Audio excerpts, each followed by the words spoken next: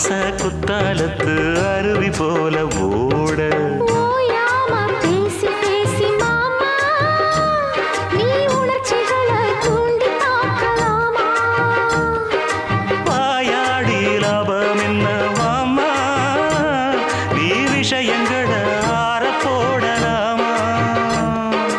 வெச்சது யாரு சொக்கப்படி என்னவ பண்ணும்படி சொன்னத கேளு கண்ணுமணி சொந்தமும் பந்தமும் வந்ததடி சொல்லிக் கொடு